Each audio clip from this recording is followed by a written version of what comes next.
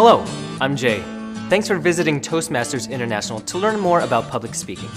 Since 1924, we've helped more than 4 million people gain the confidence to communicate in all circumstances.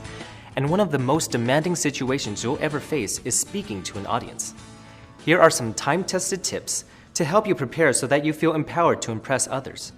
If you pay attention to these 5 crucial tips when you plan and deliver your next speech, you'll have an easier time and your audience will get more out of the experience.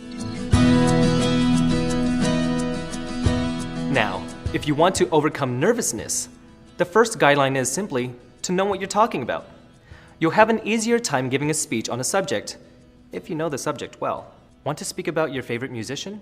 Read any information on the person that you can find online or at your library. When you become an authority on your topic, the audience will want to learn what they can from you. And you won't have to struggle to keep your messages straight if you know the messages well. Once you've mastered your topic, the next step is to master your presentation. Make sure you rehearse the entire speech so that you will be comfortable presenting it. And practice any difficult parts repeatedly until they flow smoothly. Whether or not you memorize each word, you should make sure you know the order of your messages.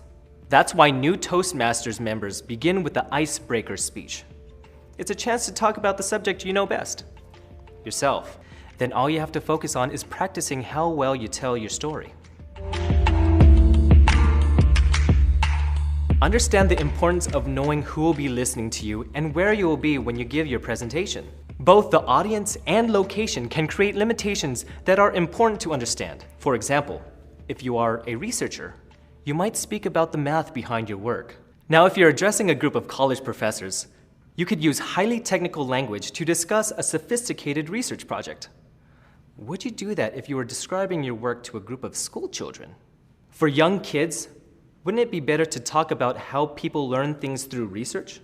Knowing your audience means understanding and respecting their particular characteristics. Before you prepare your speech, their geography, politics, culture, and age, and other traits will define them as a group and will guide you in tailoring your presentation to fit their needs. Be sure to check out your location before you present. Will there be enough space on stage for everything you need? If you're planning to deliver a PowerPoint presentation, are you sure they'll have a screen? Or have you been placed in an outdoor amphitheater with too much sun for anyone to see the screen? What about audience size? Will a sound system be available if you need it? All these questions are important to answer before you take the stage.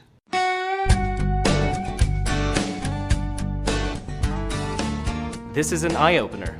For you, not your audience. You'd be surprised how much an audience misses during a presentation. If you make a minor mistake, such as skipping a portion of your speech or forgetting a few words, don't worry. Your audience most likely doesn't have a clue. Just keep going, and you'll find your way back on track with your next point. If you apologize, you call attention to the wrong part of your presentation, which takes away the important point you want to make. An advanced speaker knows how to guide the audience's attention toward the important parts and away from the small stuff. Whether you make a mistake or not, just remember that people want you to do a good job. And because of that, they're rooting for you. It helps to remember this with the next tip.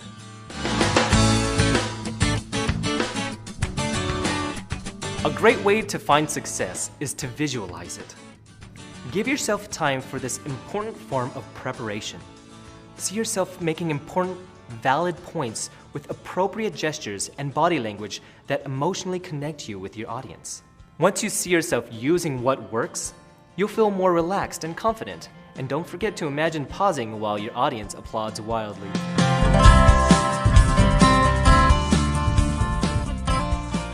Some beginning speakers let their nervousness win because they make the mistake of focusing entirely on themselves. When something goes wrong, for example, your reaction can cause your voice to shake. Then all you hear is a shaky voice. That becomes the focus of your thoughts. But remember, you're giving a talk for an important reason. Keep that reason in mind and focus on what's really important, your message.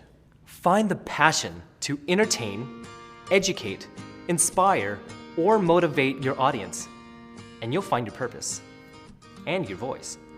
For more information on public speaking, please visit a Toastmasters Club. Find a location near you at www.toastmasters.org.